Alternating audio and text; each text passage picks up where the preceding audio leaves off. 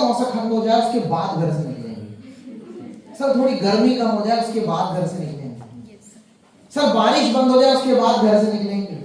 मैं भी कई बार ऊपर वाले से सवाल करने की सोचता हूँ कि हे ऊपर वाले इसके लिए भी कोई मौसम बनाया है। और इससे हम पूछे कि कौन सा मौसम चल रहा है तो बोलेगा सर एक घर से बाहर निकलने का मौसम चल रहा है। Hello yes sir. देखो जाड़े को समझाना होगा, जाड़े को समझाना होगा, खुलकर सामने आना होगा। ठंड का सिर्फ मौसम है। दमों वालों एक बार ठान के देखो तुम्हारा जमाना होगा डियर बॉयज, जमाना होगा।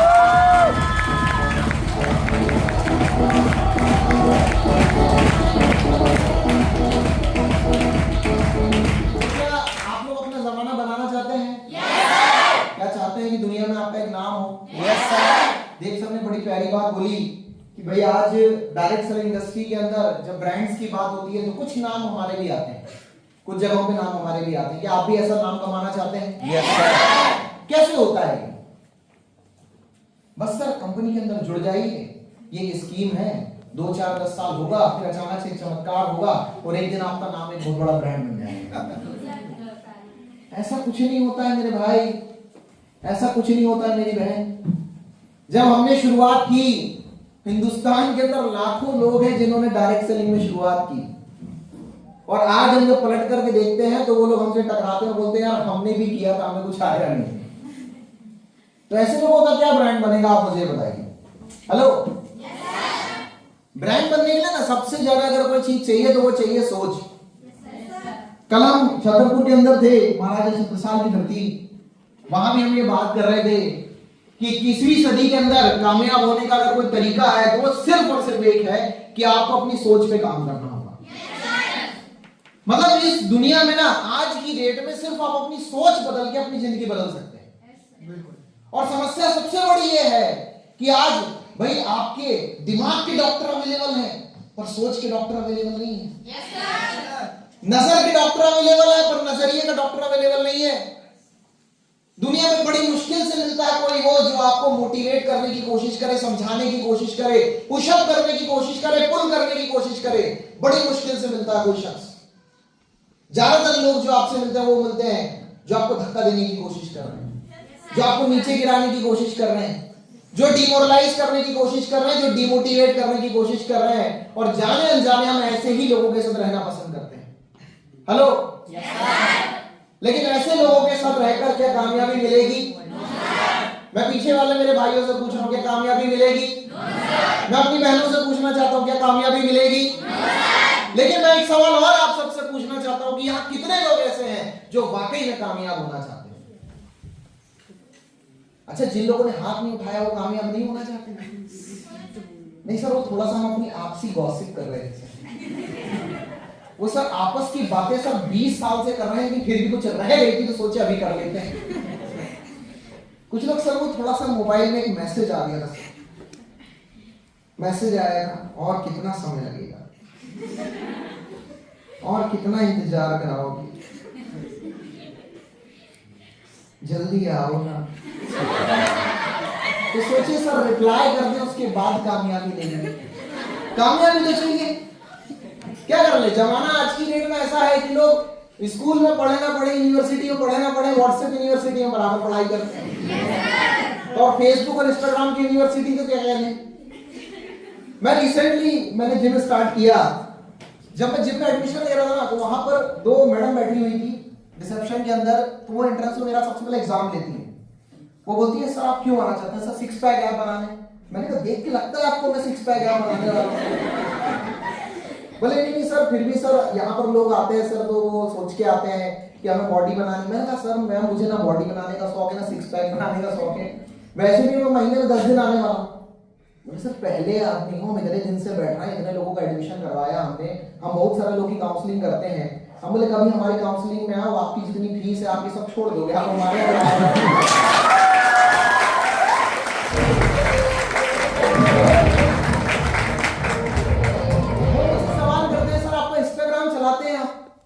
मैंने कहा सर्च मार के देख लीजिए पता चल जाएगा। तो उन्होंने कहा सर हमारे जिम के इतने सब्सक्राइबर नहीं है जितने फॉलोअर्स आपके, करते क्या है आप? मैंने कहा गलत सवाल कर रहे हो आप, ये सवाल मत करो मुझसे। बोले क्यों सर? मैं 11,000 रुपये लगता है, 11,000 रुपये देने को तैयार हूँ। सर हमसे कौन 11,000 निकालेगा, एक बार हमारे सेमिनार में आके देखो, उसके बाद दुनिया समझाएगी, उसके बावजूद भी पैसा देने से मना नहीं करने वाले।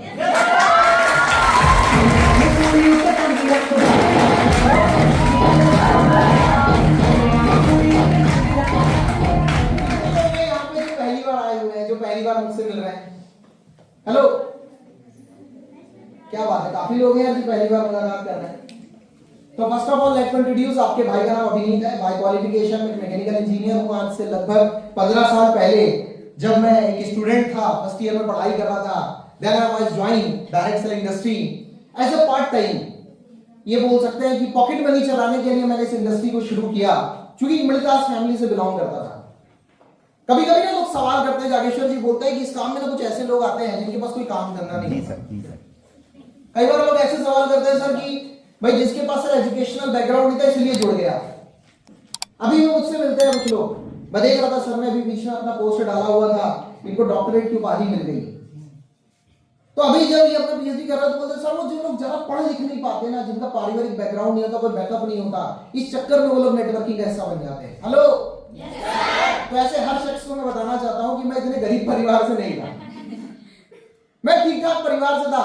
मेरे पास इस व्यापार में आने के पहले भी अपनी गाड़ी हुआ करती थी, बस फर्क इतना सा कि वो एवरेज वाली थी, पिताजी ने दिलाई थी स्कूल जाने के लिए। इस व्यापार में आने के पहले भी मेरे पास अपना बहुत बढ़िया पक्का घर हुआ करता था, जो किसी आवास योजना का इस्तेमाल करके नहीं बनाया गया था, जो पिताजी ने अपनी कमाई से बनाया था। इस व्यापार में आने के पहले भी एक अच्छे स्कूल से, एक अच्छे प्राइवेट, एक अच्छे कॉलेज से मेरी स्टडी हुई, जिसमें कभी ये नहीं बोला गया मुझे स्कूल में कि बेटा तुम्हारी फीस जमा नहीं है इसलिए तुमको बाहर खड़ा होना पड़ेगा, पहले फीस लेकर के आना फिर क्लास अटेंड करना। ऐसा कभी नहीं हुआ। तीज त्योहार, होली, दिवाली, दशहरा, घर में कोई शादी हो, ब्याह हो, हमेशा कपड़े दिलवाए जाते थे, बस फर्क इतना सा कि किसी ब्रांड के नहीं होते थे। जितनी हैसियत थी उसके हिसाब से चलता रहा, जिंदगी बढ़िया चल रही थी, किसी ने कमाने का भूला नहीं था, सब बढ़िया हो रहा था। और उस जमाने में कोई मुझसे पूछता था कि बेटा तुम्हारा जिंदगी में सपना क्या है? जब मैंने मैट्रिक कंप्लीट की तो मैं एक ही जवाब देता था, यार मैंने ना पब्लिक सेक्टर के अंदर जाना है। होता है, व्यक्ति जिस तरह के माहौल में रहता है उसका असर पड़ता ही है। आपने देखा होगा, सुनार का बेटा सुनार बन जाता है, किसान का बेटा किसानी की सोचता है। और चूंकि मेरे फादर एक गवर्नमेंट एम्प्लॉय थे, कलेक्टर ऑफिस के अंदर सीनियर अकाउंटेंट हुआ करते थे, तो उन्हें देख करके मेरे भी मन में यही आता था कि यार मुझे भी आगे जाकर ना कलेक्टर ऑफिस के अंदर जाना और वहां का सबसे बड़ा अफसर बनना है। तो मेरा भी एक सपना बना कि पब्लिक सेक्टर क्वालिफाई करना, ये मेरे मन में भी एक सपना था। और पढ़ने में भी ठीक ठाक थे। पिताजी ने कहा ठीक है सपोर्ट करेंगे, जब कुछ बढ़िया रहा तो आगे जाकर लड़का कलेक्टर बनेगा। और चल रही गई, तैयारी होने लगी। +1 कंप्लीट हुआ, +2 कंप्लीट हुआ, 12th कंप्लीट करने के बाद मुझे मेरे फादर ने एक बड़ी अच्छी बात गाइड की, लेकर जाइएगा इस बात को, आप में से कौन एम्बायर करे या ना करे, मुझे उस चीज से कोई खास लेना देना नहीं है, और कुछ चीजें मैं आपको आज यहाँ पर देकर जाऊंगा, वो जरूर लेकर के जाइएगा, जिंदगी में कुछ ना कुछ बेहतर कर जाओगे। फादर ने मुझे पहली बार समझाया, बेटा मार्केट में ना कंपटीशन बहुत बड़ा है। जागेश्वर जी ने बात गलत नहीं बोली। आज की जनरेशन में सबसे बड़ी समस्या, पहली बार जीवन में कोई फॉर्म भरना शुरू करते हैं, पहली बार बीए में, बीकॉम में, आईटीआई में, पॉलिटेक्निक में, इंजीनियरिंग में, किसी भी कोर्स में एडमिशन ले लेते हैं और बातें तो ऐसी करते हैं कि सबसे बड़े कलेक्टर यही हैं, बैंक के अफसर यही हैं, सर्विस सिलेक्शन बोर्ड इसी का इंतजार कर रहा था कि कब तुम फार्म भरो और हमारे यहाँ पे वैकेंसी में हम तुमको अंदर एंटर करें। हेलो, एक्सपीरियंस नहीं है ना प्रैक्टिकली? आओ चाचा थोड़ा सा मार्केट के अंदर 2-4 फार्म भरो, उसके बाद पता चलेगा कि 2-4 तो पोस्ट के पीछे 2-4 करोड़ लोग बैठे हैं। Yes sir. तो वैसा आलम है मार्केट का, कंपटीशन बहुत ज्यादा है। तो बेटा एक ऑप्शन लेकर के चल, ये मेरे पिताजी ने मुझे समझाया। और चूंकि पारिवारिक बैकग्राउंड अच्छा था, पढ़ने में भी ठीक ठाक थे, तो हमने इंजीनियरिंग को सिलेक्ट किया। जिस तरह से देवकुंदन सर ने एमपीपीईटी का एग्जाम दिया, हमने भी दिया। आज की डेट में जेईई का एग्जाम होता है, वैसे हमने इंजीनियरिंग का एंट्रेंस दिया, अच्छे नंबर आए, रैंकिंग बढ़िया रही। जबलपुर इंजीनियरिंग कॉलेज के अंदर काउंसलिंग हुई और एक कॉलेज अलॉट हुआ। मध्य प्रदेश के सबसे टॉप इंजीनियरिंग कॉलेज में से एक टीआईटी भोपाल में मुझे एडमिशन मिला और इंजीनियरिंग शुरू कर दी। और हमें लगा कि चलो कलेक्टर नहीं भी बन पाए तो टेंशन नहीं है, 20-25 हजार की नौकरी कहीं नहीं लेगी, इतना तो हाथ में आएगा। लेकिन जैसे जैसे समय बीतते जा रहा था तो हमें पता चला कि जैसे खेत के अंदर किसान फसलें लगाता है, वैसे भोपाल के अंदर ना विद्यार्थी बोए जाते हैं। जहां जाओ जिसको देखो क्या कर रहे हो, बोले पढ़ाई। कौन सी पढ़ाई? इंजीनियरिंग की पढ़ाई, पॉलिटेक्निक की पढ़ाई, ITI की पढ़ाई, मेडिकल की पढ़ाई, PCA, BCom, BA। मतलब ऐसा लगता था कि यार लोग इतने सारे लोग पढ़ने आते हैं। 50 लाख की आबादी में मेरे को लगता है 40 लाख तो स्टूडेंट ही थे यार। हमने कहा इतनी तो पूरे साल भर में पूरे देश में वैकेंसी नहीं निकल रही जितने भोपाल में पढ़ने आ रहे। हमने कहा यार कोई तो रास्ता ढूंढना पड़ेगा। और कहते हैं दिल से की गई हो दुआ तो कबूल होती है, लेकिन मुश्किल की बात है, मुश्किल से होती है। ऊपर वाले को शायद कुछ मंजूर था, उसने दुआ कबूल की और जिंदगी को बदलने के लिए एक बहुत बढ़िया प्लेटफॉर्म डायरेक्ट सेल इंडस्ट्री हमारे सामने इंट्रोड्यूस हुआ। जब इंट्रोड्यूस हुआ ना तो मन में आया कि कर लेना चाहिए, लेकिन करें क्या, जेब में पैसे नहीं थे। अप्लाई से हमने हर तरह से कन्विंसिंग की। मैंने कहा सर कोई तरीका बताइए सर, वहीं से पैसे आए वहीं से कट जाए, सर बाद में ले लीजिएगा, सर दुगना ले लीजिएगा, जो और भी अपने तरीके से जो जो हो सकता था कन्विंस किया। पर अप्लाई में एक ही बात बोली कि देखो दुनिया में ऐसा कोई खेत है नहीं जिसमें बिना बीजे फसल निकल आए। अभी ऐसा कोई आविष्कार तो हुआ ही नहीं कि मंडी में पहले बिक्री कर लो, उसके बाद जब पैसे आएंगे तो खेत में बुआई करेंगे। ऐसा कुछ तो होता नहीं है, तो शुरुआत में कुछ तो डालना पड़ेगा। हम बोले सर वही तो नहीं है। बोले यार लाखों रुपए इंजीनियरिंग में लगा रहे हो, अच्छे खासे परिवार से हो, फिर भी ऐसी बातें करते हो। हम बोले सर यही तो टेंशन है, परिवार वाले पढ़ाई के नाम से देने को तैयार है। कंपनी उम्पनी का नाम ले लिया ना तो सब छुड़वा देंगे और वापस बुलवा देंगे। उन्होंने कहा नहीं शुरू तो करना है तो कुछ तो लगेगा। हम बोले नहीं सर फिर तो ना हो पाएगा। बोले ठीक है कोई बात नहीं, वो दरवाजा आप जा सकते हैं। भारी बेइज्जती। आजकल की डेट में आलम यह है कि मोदी साहब इतना अपने आप को नहीं मानते होंगे प्रधानमंत्री जितना आजकल की जनरेशन मानती है। इतना ही वो अंदर तक भरा पड़ा। हम बोले ठीक है सर हम जा रहे हैं, हमको नहीं करना, हमने भी उनको चले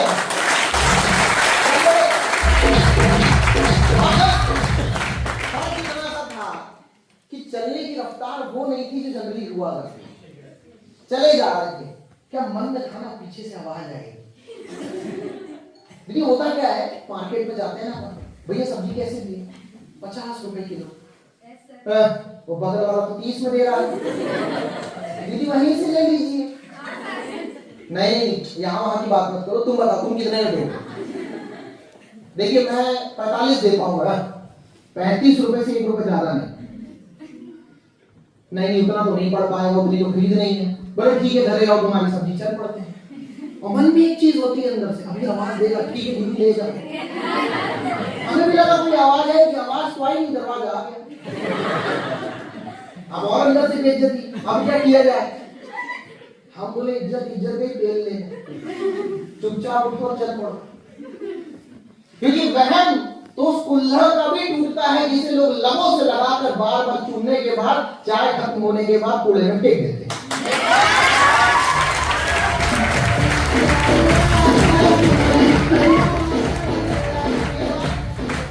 ये बात अपने जहन में बिठाइए। दुनिया में 3 लोगों को ना वहम में जीना चाहिए ना घमंड में जीना चाहिए। पहला भिखारी, बेचारा भूखा मर जाता है, भीख नहीं मिलती अगर ज्यादा घमंड दिखाए तो। दूसरा राजनेता, और दमोह तो फिर इस बात को बहुत अच्छे से जानता है, यहाँ तो घर घर में राजनेता है। अब अगर वोट चाहिए तो स्वाभाविक सी कहानी है, फिर ज्यादा नेतागिरी दिखाने से तो नहीं होता, हाथ जोड़ के वोट मांगने पड़ते हैं। और ज्यादा अगर ये कहानी हुई तो फिर 400 पार बोलने वाले बेचारे 300 से ऊपर नहीं जा पाते। और तीसरा होता है बेरोजगार व्यक्ति, जिसमें गिनती आती है आपकी हमारी। काम धंधा कौड़ी नहीं है, बातें लेकिन सुनो इनकी। सहनसा और कलेक्टर आपको अपॉइंटमेंट देने में इतना समय नहीं लगाएंगे भाई सर जी जितना सामने वाला प्लान सुनने के लिए आपसे टाइम मांगेगा। ये वाला आलम होता है। मतलब जागेश्वर सर को आज कलेक्टर से अपॉइंटमेंट लेनी हो वो तुरंत दे देगा, पर किसी को प्लान समझाना हो ना और उससे टाइम मांगे, सर मैं मिलता हूं सर अभी थोड़ा बिजी चल रहा हूं, बातें सुनो फिर इसकी। और ऐसा ही आदमी एक उम्र निकलने के बाद बेरोजगार मिलता है, कमाई के नाम पे उसके पास कुछ नहीं होता। हेलो देखो हाथ अक्सर ठंड में और इंसान का दिमाग अक्सर घमंड में काम करना बंद कर देता है। कामयाबी चाहते हो, तरक्की चाहते हो तो सबसे पहले अपने घमंड को किनारे करो। उस दिन पहली बार मैंने अपने घमंड को उठाकर दरवाजे के बाहर फेंका और अंदर आकर के मैंने सर से कहा, सर जो भी हो सर शुरुआत तो करनी है। उन्होंने कहा मना कहा किया, फॉर्म भरिए, पेमेंट जमा करिए, शुरू कर दीजिए। मैं कहा सर दिक्कत तो वही है सर, भरती नहीं। दो चार बातें हुई हमारी, थोड़ा सा उन्होंने ईगो हर्ट कर दिया। जीवन में ना कभी कभी उंगली करने वाला चाहिए, थोड़ा ईगो हर्ट करने वाला चाहिए। क्या बात बोली थी वो मुझे ध्यान नहीं है, लेकिन हाँ इतना ध्यान है कि जैसे ही वो बात उन्होंने बोली, अंदर से एक आवाज आई, सर जेब में गांधी नहीं है लेकिन दिल में आंधी, अब शुरू तो करके दिखाऊंगा।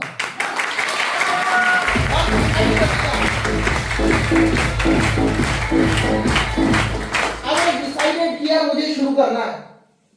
दिक्कत पैसे की थी, घर में फोन लगाया, पापा जी से कहा, पापा कॉलेज की कुछ फीस बची हुई है, एग्जाम फॉर्म फिलअप करना है, कोचिंग करनी है। जहां 3,000 का फॉर्म था वहां 5,000 बताया, जहां कॉलेज की फीस 5,000 बकाया थी वहां 8,000 बताया, जहां कोई किताबें नहीं खरीदनी थी वहां किताबों का खर्चा बताया, और ऐसे करते 10-15 हजार का मैंने जुगाड़ कर लिया। अब यहाँ जागेश्वर सर हमारी कुछ बहनें बैठी होंगी, कुछ भाई हमारे बैठे होंगे जो बहुत होशियार है। अब समझ में आया तुम लोगों ने 150 क्यों इकट्ठा किया। अब समझ में आ रहा है कि तुम ये सीनियर के बारे में इतनी बातें क्यों कर रहे थे, इसकी तरह क्यों चढ़ा रहे थे, ताकि ये आए हमको समझाए, हम घर में झूठ बोले और 11,000 लेके आए। चाचा ओ लाली, आप क्या बोलोगे क्या नहीं बोलोगे मैं उसके लिए नहीं बता रहा हूं, मैंने झूठ बोला था इसलिए बता रहा हूं। क्या कर रहे, सच बोलते तो घर वाले पैसे देते नहीं। वो तो पहले बोल के बैठे हुए थे कि पढ़ने के लिए भेजे भोपाल तुम्हें, हर महीने की पॉकेट मनी हमेशा समय पे आ जाती थी। बाकियों का नहीं पता, देव सब मेरे घर से समय पे पैसे आते थे भाई। 2 तारीख 3 तारीख को पिताजी के अकाउंट में सैलरी क्रेडिट हुई और दूसरे दिन हमारे खाते में क्रेडिट हुई। ना किराए की टेंशन थी, ना खर्चे की टेंशन थी, ना बाकी चीजों की टेंशन थी। और घर वाले फोन लगा के बोलते थे, बेटा 2-4 कोचिंग और ज्वाइन करना है तो कर लो, उसके भी पैसे भेजते हैं। तो अभी घर में अगर ये बोले कि ऐसा कुछ हमें शुरू करना है तो उसके नाम से पैसे नहीं मिलते थे, लेकिन पढ़ाई के नाम से 2-4 लाख और मांगते तो मिलने को तैयार है। अरे उस जमाने की छोड़ो, मेरे को तो लगता देव साहब आज अपन घर में बोलेंगे तो 2-5 लाख अभी और दे देंगे। ये वाला आलम था। क्या कर ले, ये जो मार्केट की सोच है ये बड़ी अलग है, पूरा खेल सोच का ही है। तो मैंने डिसाइड किया कि ये मुझे करना है और मैंने पैसे का जुगाड़ कर लिया और शुरुआत हो गई। मुझे लगा बड़ा आसान है कि जैसे मैंने शुरू किया है वैसे मैं लोगों को समझाऊंगा और लोग शुरू करेंगे। लेकिन जैसा कि देव सर ने कहा, क्योंकि सास भी कभी बहू थी, शुरुआत की तो फिर टेंशन और कंपनी और नेटवर्किंग। फंस गया है तू, खुद तो फंसा है, हमको क्यों फंसा? तेरे तो चले गए, हमारे क्यों डलवाना चाह रहा है? जिसको देखो वैसी बातें करता था। अब टेंशन, हम सर के पास गए, हमने कहा सर आपने तो कहा था कि जिंदगी बदल जाएगी, लोग आएंगे, नेटवर्क तैयार हुआ, ग्रुप तैयार हो जाएगा, लाखों कमाओगे, करोड़ों कमाओगे।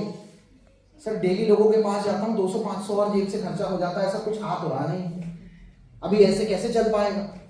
उन्होंने बड़ी प्यारी बात मुझसे कही, जैसा कि देव जी ने कहा कि अभी सीखना पड़ता है हर काम को। अगर सीखने को तैयार हो तो दुनिया में एरोप्लेन भी उड़ाया जा सकता है, और अगर आप सीखने को तैयार नहीं हो तो यकीन मानिए पूरी जिंदगी निकाल देते लोग और साइकिल भी नहीं चला पाते।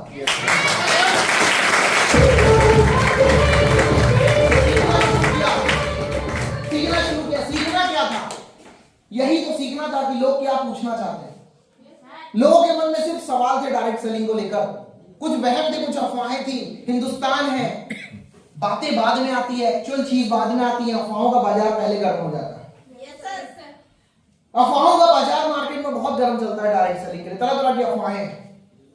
वही अफवाहें लोग मुझसे चर्चा किया करते थे, मैंने लोगों की अफवाहें दूर करनी शुरू कर दी। जैसे जैसे अफवाहें दूर करनी शुरू की, वही लोग जो पहले मना कर रहे थे, वही लोग जो पहले मजाक उड़ा रहे थे, उन्होंने मेरे साथ ज्वाइन करना शुरू कर दिया। Hello, yes sir. काम चलने लग गया, ग्रुप बनने लग गया, टीम बनने लगी।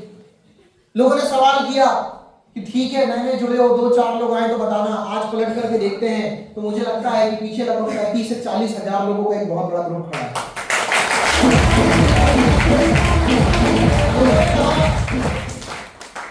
भाई नया नया काम शुरू किया इसलिए बड़ी बड़ी बातें कर रहे हो। 4-6 महीने के बाद ये डायरेक्ट सेलिंग वाले दिखाई नहीं देते। हमारे दोस्तों ने भी किया था, उन्हें कुछ आया नहीं, कुछ समय के बाद उन्होंने छोड़ दिया। आज पलट करके देखते हैं 15 साल हो गया dear boys and girls, 15 years, एक डेकेड निकाल दिया। 15 साल एक ही सिस्टम, एक ही ऑर्गेनाइजेशन, एक ही बिजनेस के अंदर देना इस बात को साबित करता है कि इंडस्ट्री एक बहुत बड़ा करियर बनाकर देती है। लोग सवाल करते हैं 11,000 आ जाए तो बताना, 50,000 कमा लो तो बताना, जब कुछ खरीद लो तो बताना। आज पलट करके देखता हूं मैं तो मुझे लगता है कि 2 करोड़ से ऊपर का भी स्टेटमेंट में बना करके इस बिजनेस से बैठा हूं।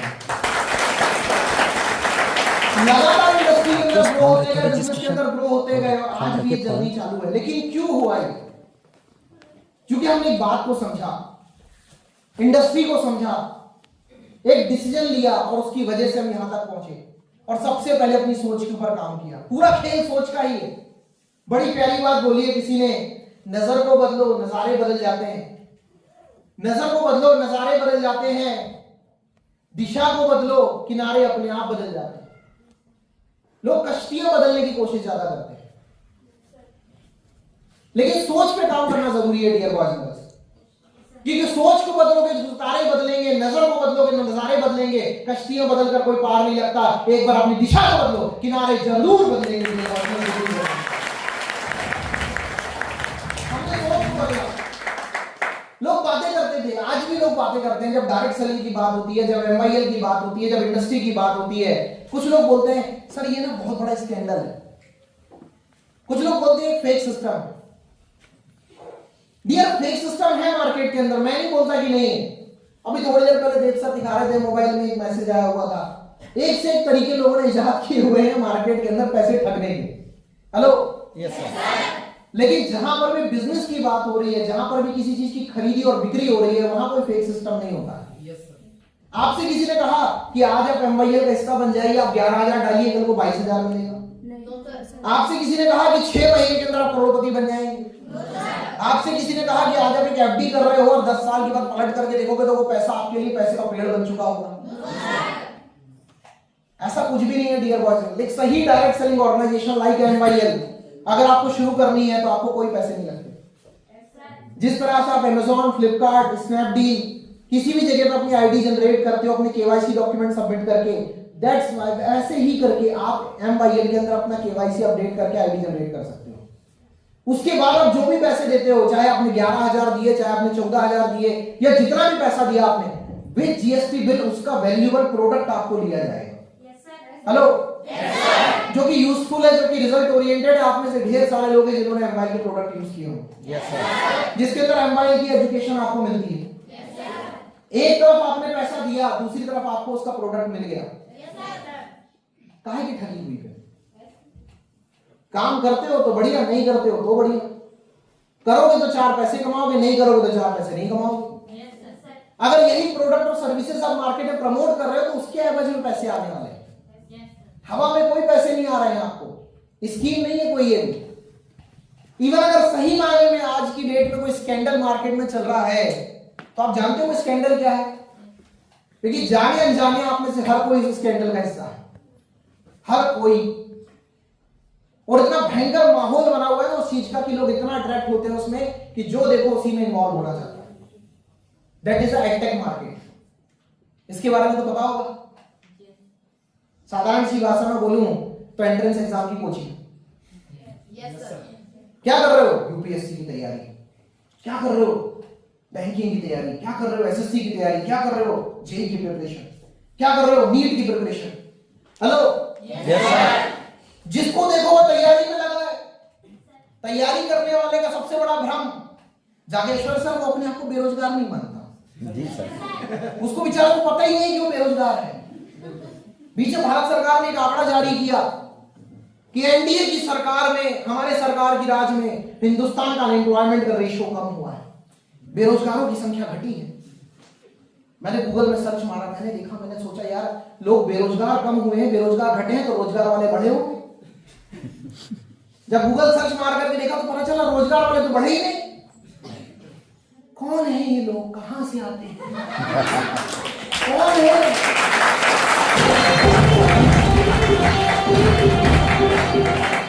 जो ना तो पैसे कमा पा रहे हैं, ना अपने आप को बेरोजगार मानते हैं।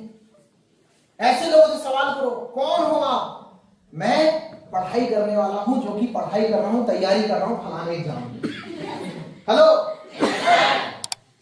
अच्छा कब तक चलेगी तैयारी? बस 5 साल, 10 साल, 12 साल, 15 साल तैयारी चल रही है, तैयारी चल रही है। और फिर आते हैं एक से बढ़ के मोटिवेटर। कई बार लोग बोलते हैं ऐसे नेटवर्किंग कंपनी के सेमिनार के अंदर जाओ तो वो जो लोग आते हैं बड़ा मोटिवेट करते हैं। मुझे नहीं पता कि हम मोटिवेट करते नहीं करते, लेकिन आजकल की जो कोचिंग है ना, वहां के जो टीचर्स होते हैं बड़ा मोटिवेट करते हैं, और उनका मोटिवेट करने का तरीका ही बड़ा अच्छा होता है। बच्चा आता है हताश होकर, परेशान होकर, निराश होकर, सर जी मेरा कुछ करो। क्या हो गया सर? 5 साल हो गए हैं तैयारी करते करते, अभी ना हो पाया है कुछ। बस इतनी सी बात। बेटा उसको देख, उसने 8वें अटेम्प्ट में निकाला था। अबे तारीफ कर रहे हो कि फिर ले रहे हो? तू टेंशन ना ले, तेरा होगा, तू फोड़ेगा, तू बहुत कुछ कर जाएगा, तू टेंशन, तू एक दिन अफसर बनेगा। तू 3 साल और कोशिश कर, तेरी फीस बची थी जाके जमा कर। अब बच्चा घर में फोन लगाएगा, पापा वो कोचिंग की फीस देनी थी। बेटा घर तो अपन गिरवी रख चुके हैं, जेवर भी अपन बेच चुके हैं, बैंक वाले भी लोन दे चुके हैं, अभी किसके पास है? ठीक है जाता हूं मैं, वो साहूकार के पास लेता हूं उससे कुछ पैसा। सारे रिश्तेदारों से तो ले ही लिया है हमने। और फिर व्यक्ति वहां से पैसे लेकर के आता, हाँ सर बस हो गया है इंतजाम, में आ रहा हूं। हेलो, जिसको देखो इसी में लगा हुआ है, और वहां कोई सवाल नहीं करता कि 11,000 नहीं। यहां जितनों से बात करेंगे हर व्यक्ति एक चीज, सब ठीक है सर लेकिन 11,000, हाय मेरा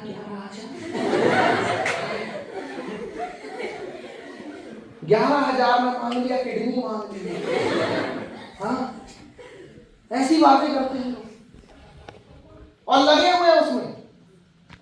और फिर आते हैं कुछ लोग 12th फेल बना के, हम भी चक्की चलाएंगे लेकिन बनेंगे तो IPS। हेलो,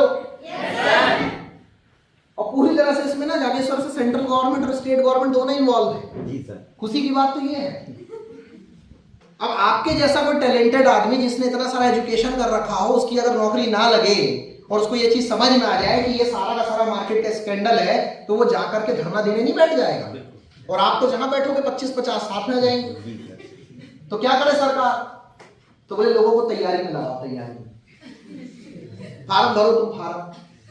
हेलो, अभी कुछ दिन पहले देव सर मेरे एक दोस्त मिला मेरे को, मैंने कहा और सुना क्या हाल चाल है तेरा, क्या चल रहा है तेरा? बोलता बस भाई तैयारी चल रही है, तैयारी फार्म भरा। मैंने भी थोड़ी सी लंबी सी सांस ली, मैंने उससे बोला एक बात बोलूं भाई? बोले क्या हुआ?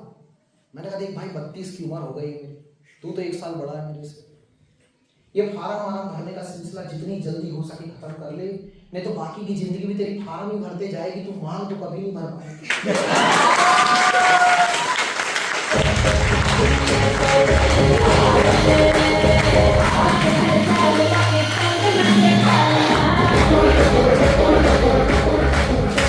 अपनी लाइफ के सबसे प्रोडक्टिव साल जो व्यक्ति कुछ बड़ा कर सकता था, वो लगा दिया तैयारी में। 5-5 साल, 8-8 साल, 10-10 साल, 12-12 साल तैयारियां ही चल रही हैं।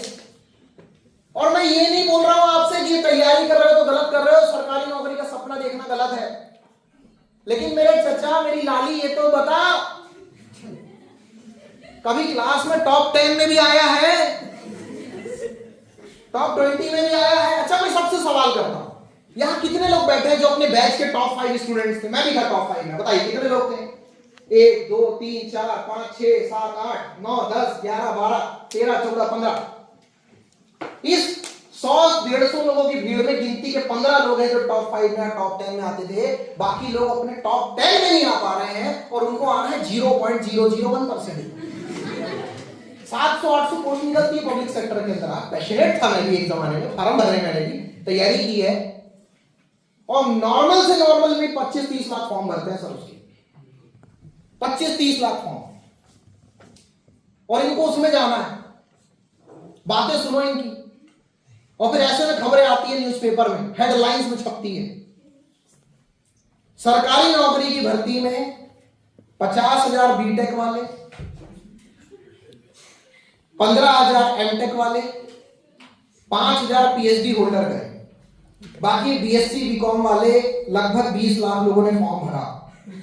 भर्ती निकाली गई थी हाई कोर्ट में चपरासी की, जिसमें योग्यता मांगी गई थी मात्र 8वीं पास।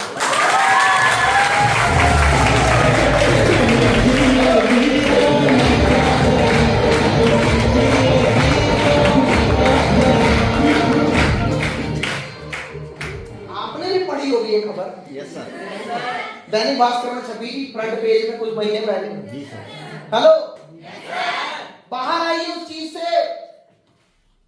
मेरे को कई बार तो ये भी लगता है कि मैंने अपनी जिंदगी के सबसे अच्छे साल ये स्कूल और कॉलेज की पढ़ाई में बर्बाद किए।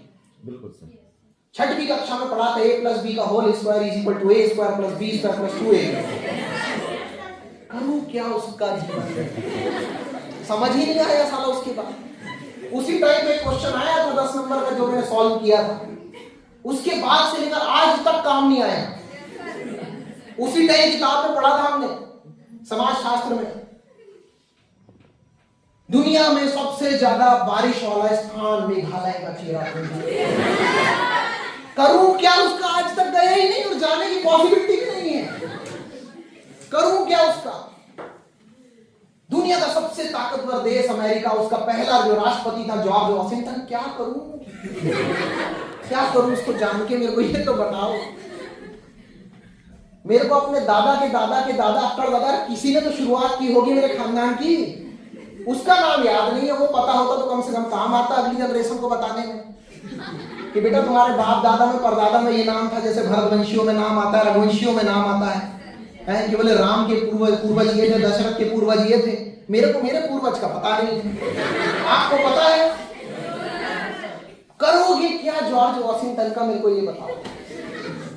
करोगे क्या इब्राहिम लिंकन का, मेरे को। अमेरिका जाने वाले हो, अरे वोट डालने नहीं मिलना, राष्ट्रपति के चुनाव में खड़ा होना तो दूर की बात। और लगे हुए हैं पढ़ने में, लगे हुए हैं पढ़ने में। जिस पढ़ाई में आप दिन रात लगे रहते हैं, बस रट रट के घिस घिस के, ये इतना बड़ा स्कैंडल है कि जीवन में इसकी 90% यहां तक कि 99% चीजें आपके काम नहीं आती। Yes sir. कोई काम की चीज नहीं है।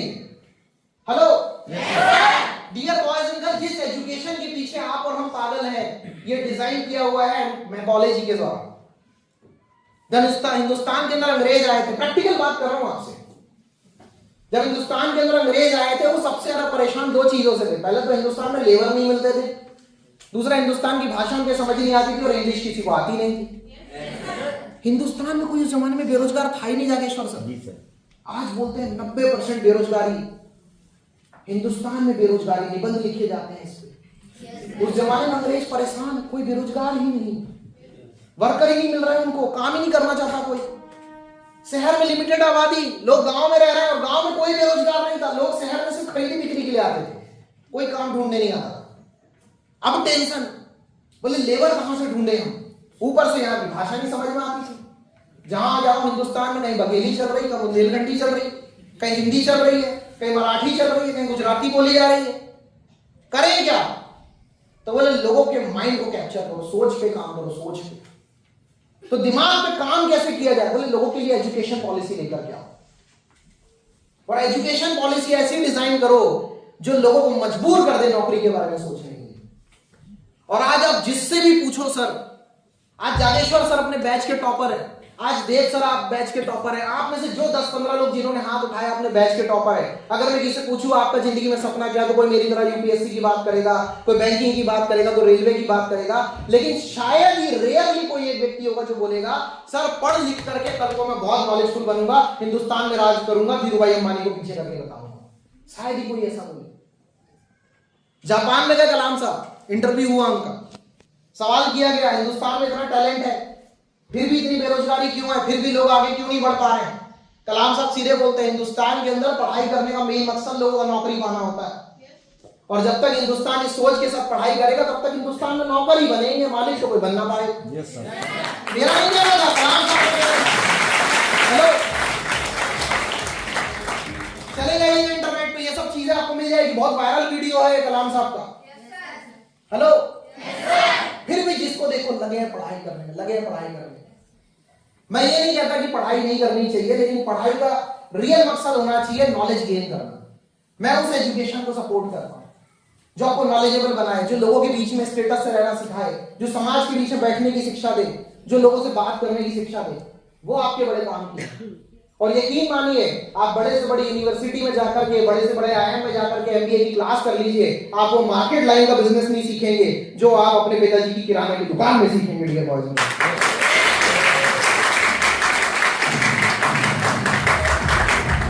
हमारे यहाँ क्षेत्र में सर एक मंडी है, मध्य प्रदेश की सबसे बड़ी मंडी, जिसके अंदर इतना धान बेचा जाता है जिसकी कोई हद नहीं। शहर के जितने भी करोड़पति अरबपति लोग हैं वहीं आते हैं मंडी में माल बेचने के लिए, खरीदने के लिए। एक बार जाकर के वहां पर जो करना सीख जाए ना, बड़े बड़े एडमिनिस्ट्रेशन वाले, बड़े बड़े मैनेजमेंट वाले फेल हैं उनके सामने, वो चीज काम आती है आपके। पर आज की डेट में कोई जाना ही नहीं चाहता, क्योंकि नौकरी करने को सब तैयार है, धंधा कोई नहीं करना चाहता। हेलो, लेकिन वी आर लकी क्या 21st सेंचुरी के अंदर 21वीं सदी में हिंदुस्तान में सबसे तेजी से बढ़ता हुआ व्यापार, जिसने पैसे के साथ लोगों की सोच पर अगर काम किया है, तो वो सिर्फ और सिर्फ डायरेक्ट सेलिंग इंडस्ट्री है। ये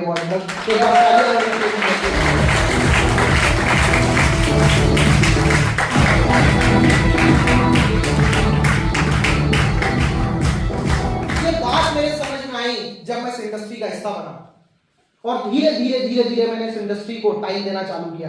समय मेरे पास भी नहीं था।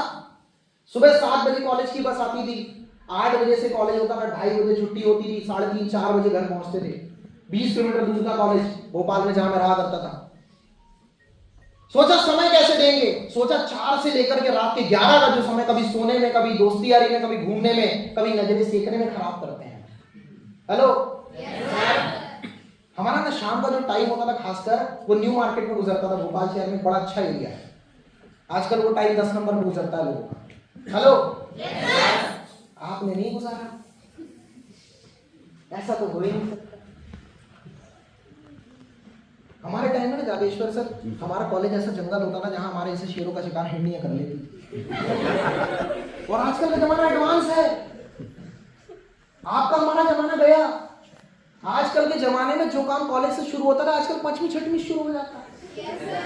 हाँ, आपने नहीं किया, आपने नहीं देखा, कैसी बात कर रहे हैं।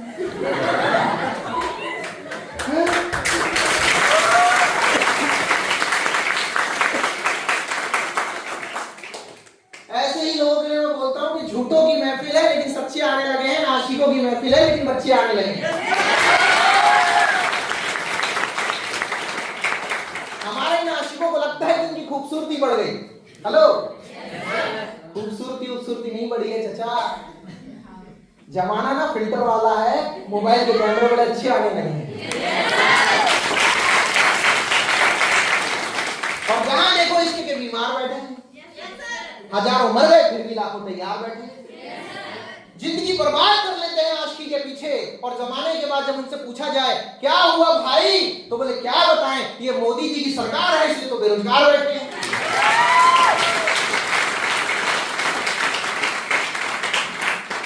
उससे निकल करके हमने अपना समय देना चालू किया कि यार शाम का टाइम खाली रहता है, वो टाइम हमें डायरेक्ट सनी को देना है। फिर कुछ लेक्चर्स बंद करके मैंने टाइम देना चालू कर दिया जहां पे वो कोई यूज नहीं होता था। जैसे देव सर ने कहा, बात बिल्कुल सही है। हमारे कुछ दोस्त लेक्चर बंद करके अपनी दोस्ती यारी में घूमने जाते थे, गर्लफ्रेंड के साथ घूमने जाते थे, हम लोगों को प्लान समझाने जाते थे। लोग कॉलेज बंद करके कोचिंग करने के लिए जाते थे, हम उस समय लोगों को प्लान समझाने के लिए जाते थे, फॉलो अप करने के लिए जाते थे, टीम बनाने के लिए जाते थे।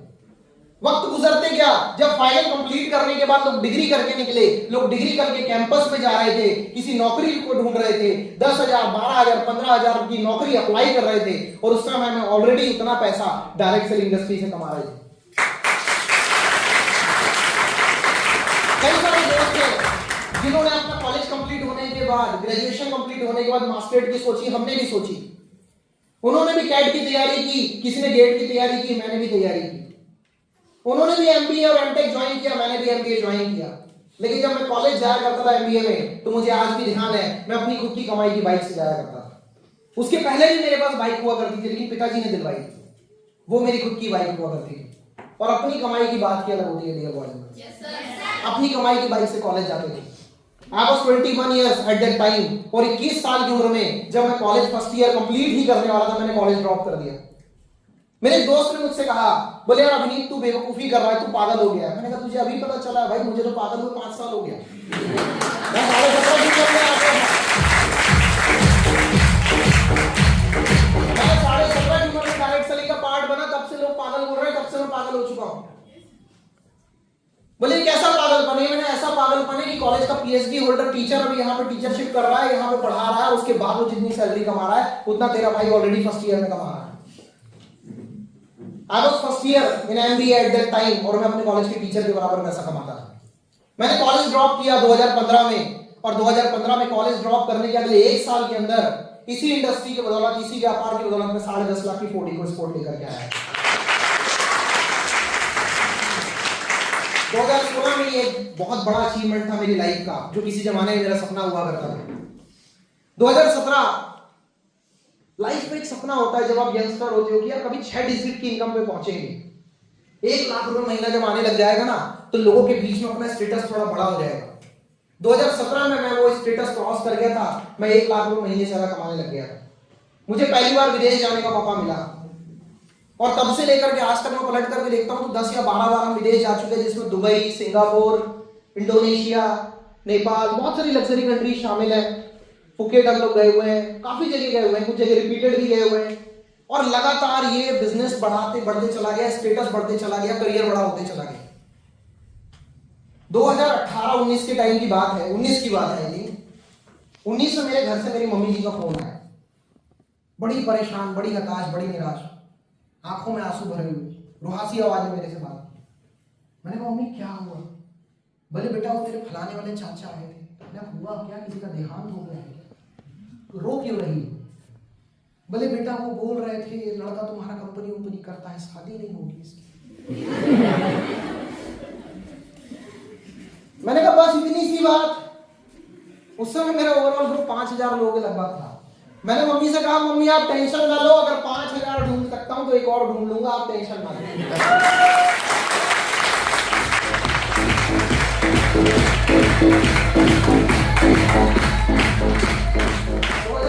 शादी सेट हुई, 2020 में शादी हुई।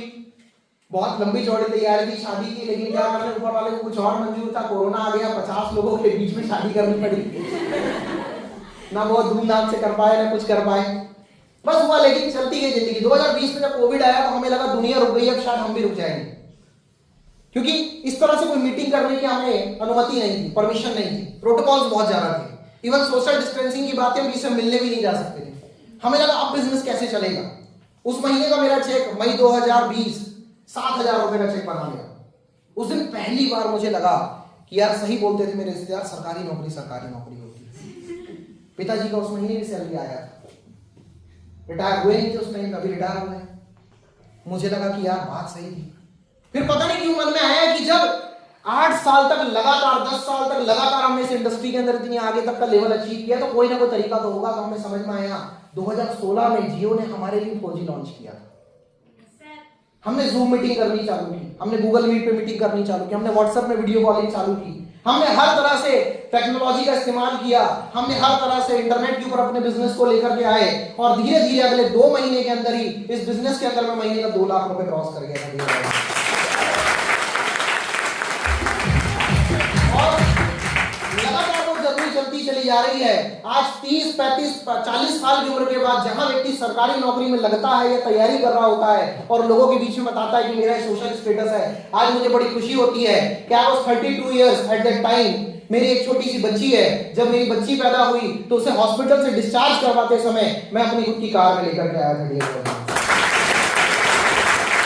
अभी रिसेंटली 4-5 महीने पहले मैंने अपनी कार चेंज की। पहली कार मैंने खरीदी थी फोर्ड इको स्पोर्ट 10.5 लाख की। अभी मैंने रिसेंटली कार परचेस की है नेक्सा की, वही हाइब्रिड मॉडल ली हुई है। सियाज कार मैंने खरीदी 14 लाख की, और लगातार बिजनेस ग्रो करते चला जा रहा है।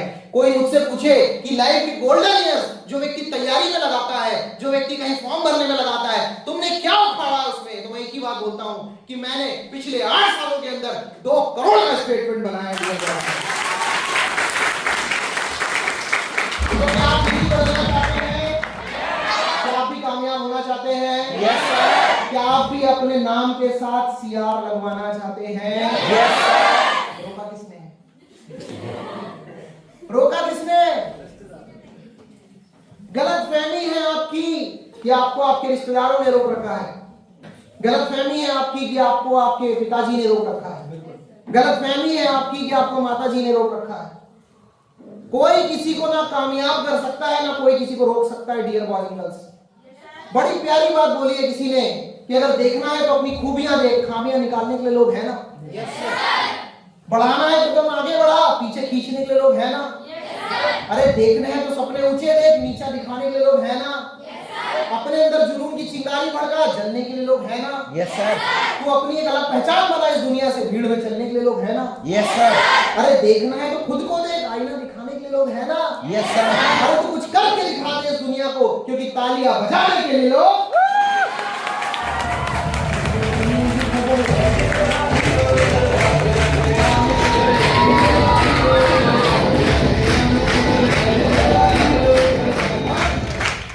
कैसे हम जिएंगे अगर सोचते रहेंगे कि जिंदगी के हर कदम पे लोग क्या कहेंगे। अपने चाहे रास्तों पे कैसे चल सकेंगे कि रुक गए ये सोच के कि लोग क्या कहेंगे। ये हिंदुस्तान है डियर बॉयज एंड गर्ल्स, यहाँ के लोग किसी गिरगिट से कम नहीं होते हैं। जब लोगों के घर में मक्खी किसी चाय में गिरती है ना तो लोग चाय फेंक देते हैं, वही मक्खी किसी घी में गिर जाए तो मक्खी निकाल देते हैं।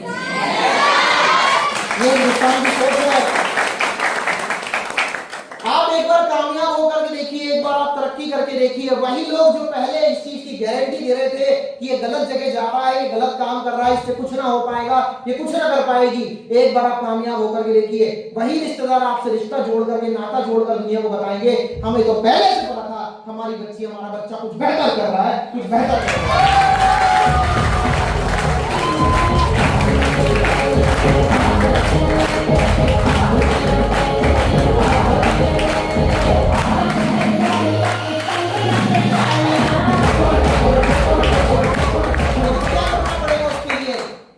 डिसीजन लेना पड़ेगा उसके लिए, और डिसीजन लेना ही सबसे ज्यादा मुश्किल होता है। हम देखने तैयार हैं, जानने तैयार हैं, समझने तैयार हैं, लेकिन हम फैसला लेने तैयार नहीं। और बिना फैसले के कुछ नहीं होता डियर बॉयज एंड गर्ल्स। एक बंदा ऊपर वाले को मानता था लेकिन कभी मंदिर नहीं गया। उसके गांव के सामने पहाड़ में एक मंदिर हुआ करता था, बड़ा फेमस मंदिर था, बहुत दूर दूर से लोग वहां दर्शन करने आते थे, लेकिन वो कभी मंदिर नहीं गया। एक दिन अचानक रात में उसे एक बहुत भयानक सपना आया। उसे लगा कि बस उसकी मौत होने वाली है, और जब ऐसा कोई सपना आपको आता है अचानक से घबराकर आपकी नींद खुल जाती है। Hello yes sir. लास्ट के 5 मिनट हैं हम साथ में, उस बंदे की नींद खुल जाती है। जैसे ही रात में नींद खुलती है तो उसके मन में आता है हो ना हो शायद माता रानी मुझे बुला रही है, मुझे दर्शन करने के लिए मंदिर जाना चाहिए। उसके मन में आ गई ये बात। रात का 2 या 3 बजे का समय रहा होगा, इसी ठंड का समय। उठा, घर में उसने चिमनी उठाई, वो जो लैंप होता है ना घर में, आपने देखा होगा, वो लैंप उसने उठाया, चिमनी उठाई और लेकर के चल पड़ा। चौराहे तक पहुंचा, अचानक से मन में आया 10-12 किलोमीटर जाना है, इस छोटी सी चिमनी के सहारे कितना आगे तक जा पाऊंगा। ऐसा करता हूं थोड़ा इंतजार कर लेता हूं, सुबह हो जाएगी 5-6 बजे के आसपास सूरज निकल जाएगा, उसके बाद चले चलेंगे। Hello yes sir. करना तो है जागेश्वर सर, जी सर। थोड़ा सा रुक जाइएगा। 2-4 दिन की बात है, हफ्ते की बात है, 15 दिन की बात है, थोड़ा यहाँ से पैसा आने वाला है, थोड़ा वहां से पैसा आना है, बस परिवार वाले मानने ही वाले हैं, फलाना है ठिकाने है। कोई ना कोई सवाल जवाब अड़ा करके हम रुक जाते हैं, कोई ना कोई वजह लेकर के हम रुक जाते हैं। लेकिन ठहरा हुआ पानी, रुका हुआ इंसान अक्सर सड़ जाया करता है। बंदा वहां रुक गया,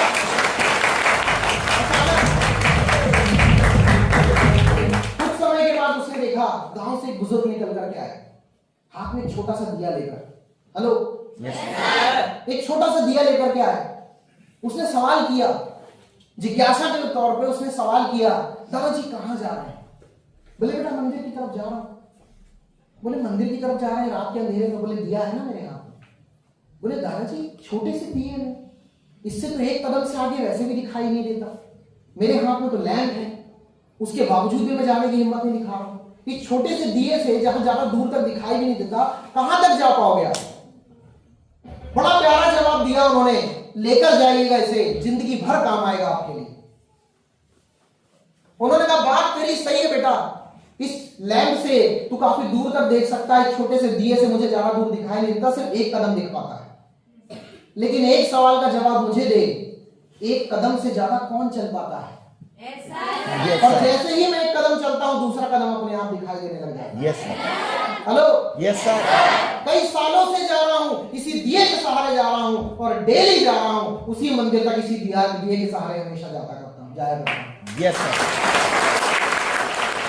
आप एक बार हिम्मत दिखाइए, सवाल जवाब के जंजाल से बाहर आइए। ज्यादा सवाल जवाब करने वाले जीवन भर सिर्फ सवाल जवाब करते रह जाते हैं। देव सर ने एकदम सही बात कही, आप जितने भी सवाल ले आइए, ऐसा कोई सवाल नहीं है जिसका जवाब डायरेक्ट सेलिंग इंडस्ट्री के पास ना हो। ऐसा कोई सवाल नहीं है जिसका जवाब MIL के पास ना हो। और मुझे MIL का नहीं पता, मुझे डायरेक्ट सेलिंग का नहीं पता, लेकिन ऐसा कोई सवाल नहीं है जिसका जवाब इस लीडरशिप के पास ना हो। डियर आप हिंदुस्तान की सबसे बेहतरीन लीडरशिप के साथ काम कर रहे हैं। आपने अगर डिसीजन लिया है तो आप हिंदुस्तान की सबसे बढ़िया लीडरशिप के साथ जुड़ने वाले हैं। आज हिंदुस्तान में नेटवर्किंग की कमी नहीं है, डायरेक्ट सेलिंग की कमी नहीं है, कंपनियों की कमी नहीं है, यहां तक कि पैसा कमाने वालों की भी कमी नहीं है। लेकिन बहुत ही कम उम्र के अंदर एक 20 साल का, 22 साल का, 25 साल का लड़का या लड़की अगर कार लेकर के आया है तो वो सिर्फ और सिर्फ इसी ग्रुप के अंदर लेकर आया है। तो क्या आप जिंदगी बदलना चाहते हैं? Yes, sir. क्या कारों से घूमना चाहते हैं? Yes, sir. क्या माँ बाप के सपने पूरे करना चाहते हैं? Yes, sir. तो क्या उस दिए के सहारे चलने की हिम्मत की जाए? Yes, sir. क्या लैंप का इंतजार करना है? No, sir. तो शुरुआत कर दी जाए। Yes, sir. रोका किसने है? किसी ने नहीं रोका है। और आपकी जिंदगी में बदलाव ना किसी व्यक्ति से आएगा, ना किसी विशेष से आएगा। आपकी जिंदगी में बदलाव अगर किसी से आएगा तो वो सिर्फ और सिर्फ उस शख्स से आएगा जो इस वक्त आपकी चेयर पर बैठा हुआ है। तो एक बार हिम्मत करके दिखाइए डियर बॉयज एंड गर्ल्स, क्योंकि because you are the creator of your own destiny. आप अपने भाग्य के स्वयं निर्माता है। 21वीं सदी का सबसे महान आविष्कार यह है कि एक इंसान अपनी सोच बदल के अपनी जिंदगी को बदल सकता है। और अगर आप अपनी जिंदगी बदलने को तैयार हैं तो आप इस देश के प्रधानमंत्री भी बन सकते हैं डियर बॉयज।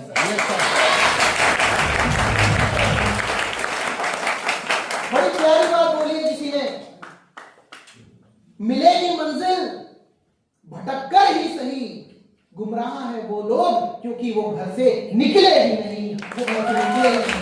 तो क्या आप निकलने को तैयार? क्या कामयाबी के लिए तैयार? विदेश जाने को तैयार? माँ बाप के सपने पूरे करने को तैयार? लाइफ को लाइफस्टाइल में बदलने को तैयार? तो दोस्तों आज के सेशन को मैं वाइंड अप करना चाहूंगा चंद लाइनों के साथ जो हमेशा मुझे मोटिवेट करती हैं, हमेशा सिखाती हैं। अक्सर मैं बोलता हूं कि देखा है हमने भी जिंदगी को करीब से। यस, लगता है कई बार हमें कि अक्सर मैंने बहुत कुछ देखा हुआ है। इंस्टाग्राम पे 2-4 रील देख लेते हैं, व्हाट्सएप पे 2-4 मैसेज फॉरवर्ड कर देते हैं और हमें लगता है विश्व गुरु मम्मी है, विश्व का ज्ञान हमें ही। लेकिन देखा है जिंदगी को हमने भी करीब से। बात कुछ बनती नहीं है सिर्फ नसीब से, होते नहीं है अरमान पूरे खोखले इरादों से, और मिलती नहीं है मंजिल मरे हुए वादों से। ये जो मंजिल है ना, मंजिल, इसको पाना इतना आसान नहीं है। चल रहे हैं ढेर सारे लोग लेकिन दिशा का ज्ञान उन्हें भी नहीं है। और है इस संसार में कुछ ऐसे भी लोग जो सांस तो ले रहे हैं पर जान उनमें भी नहीं। और कदम कदम पर करना है अगर चमत्कार तो चरित्र को सूरज की तरह चमकाना होगा। आती जाती सांसों में उत्साह का प्रवाह लाना होगा। और परिस्थितियां आपके अनुकूल हो या ना हो, लेकिन अपने दृष्टिकोण को मजबूत बनाना होगा। दृष्टिकोण को मजबूत बनाना होगा। दृष्टिकोण को मजबूत बनाना